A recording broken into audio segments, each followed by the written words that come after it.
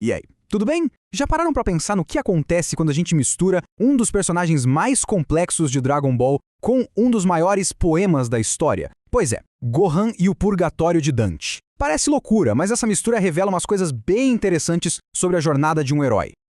Pensa bem nessa ideia por um segundo. E se, depois de tudo, depois de todas as lutas, a prova final do Gohan não fosse contra um vilão super poderoso? E se fosse uma jornada de autoconhecimento, subindo a montanha do purgatório? É exatamente essa viagem que a gente vai fazer agora. Mas antes de mais nada, vamos esclarecer uma coisa super importante. O Purgatório de Dante não é um inferno parte 2. De jeito nenhum. Pensa mais como se fosse uma fisioterapia para a alma. É um lugar onde as almas que já estão salvas se curam das suas falhas para poderem chegar no paraíso. A dor ali não é vingança, é correção. Tá, mas por que o Gohan? Simples. Porque ao contrário do Goku, que é... Bom, o Goku é o Goku, né? Quase uma criança de tão puro. Já o Gohan é cheio de conflitos, de dilemas. Ele é, sem dúvida, o nosso candidato perfeito para essa análise.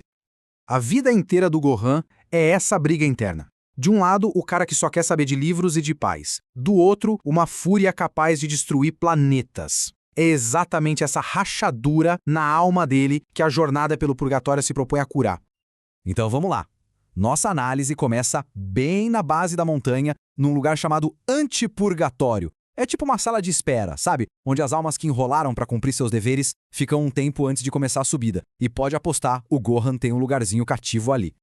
E o ponto aqui é muito sutil. O pecado principal do Gohan não é preguiça de ficar no sofá. É uma coisa mais séria. É a negligência com a própria vocação. É tipo receber um dom gigantesco, o poder de ser o guardião do mundo, e escolher repetidamente deixar esse dom de lado. E a gente sabe bem, as consequências disso foram terríveis.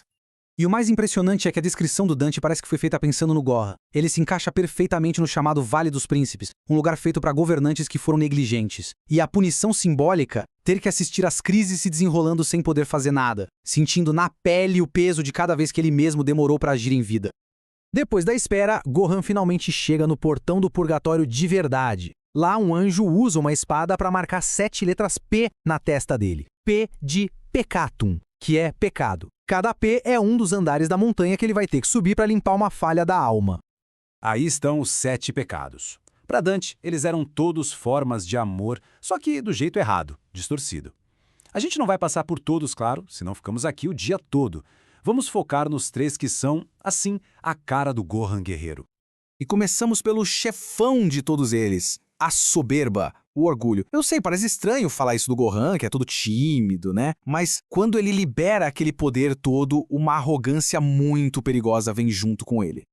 Essa frase diz tudo. Contra o céu, o Gohan ficou bêbado de poder. A luta não era mais por justiça, era para humilhar o inimigo. Ele se colocou acima de tudo. E o desejo pessoal dele de ver o céu sofrer virou mais importante do que a segurança do planeta inteiro. E a cura que o Dante imagina para isso é poética e brutal. As almas orgulhosas são forçadas a andar curvadas, carregando uma pedra enorme nas costas. Para o Gohan, essa pedra teria o peso espiritual da consequência do ato dele, a morte do Goku. Ele seria forçado a olhar para baixo, a sentir o peso do seu erro, para aprender na marra o que é humildade. Mas o orgulho não andava sozinho. De mãos dadas com ele, vinha a ira. É aquele grande paradoxo do Gohan. A mesma fúria que destrava o seu poder absurdo é também a armadilha que o cega para qualquer tipo de razão ou prudência. Para curar a ira, as almas têm que caminhar no meio de uma fumaça tão, mas tão densa que ninguém enxerga nada. É um símbolo perfeito de como a raiva cega a gente, né? Ali no escuro total, o Gohan teria que aprender a separar poder de ódio, a usar a força com calma e disciplina, e não só com uma explosão de fúria. Certo. Agora vamos mudar um pouco o cenário e falar do pecado do Gohan nos tempos de paz. E não é a preguiça comum de ficar no sofá vendo TV. É um conceito bem específico chamado assídia.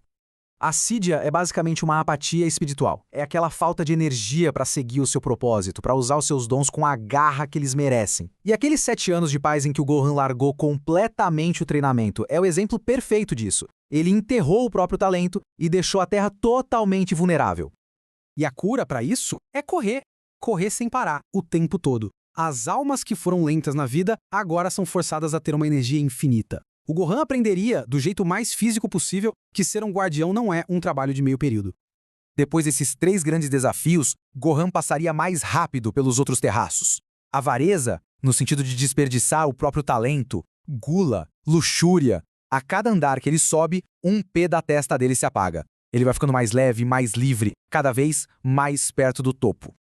E quando ele chega no cume da montanha, ele não encontra o céu ainda, ele encontra o paraíso terrestre, o jardim do Éden como ele deveria ter sido. É um lugar de equilíbrio perfeito, o lugar onde as 2 metades da alma do Gohan finalmente podem fazer as pazes. É aqui, nesse lugar de paz, que a transformação final acontece. A síntese, a união que ele buscou a vida inteira, finalmente se torna realidade.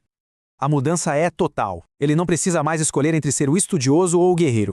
Ele se torna o pacificador justo, que luta sem ódio. Ele vira o guerreiro filósofo, que age com sabedoria. Aquela briga interna acabou. A alma dele está curada. No fim das contas, essa é a grande lição da jornada toda.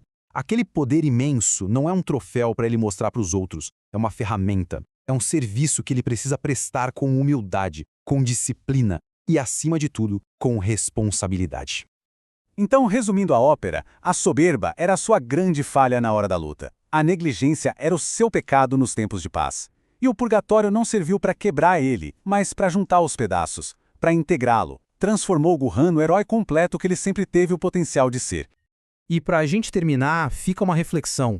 Se essa jornada toda do purgatório serve para curar o que está quebrado dentro de alguém, para consertar o que está torto, fica a pergunta no ar. O que uma jornada de purificação pessoal buscaria consertar em cada um de nós? É um pensamento que vale a pena, não é? Obrigado por acompanhar essa análise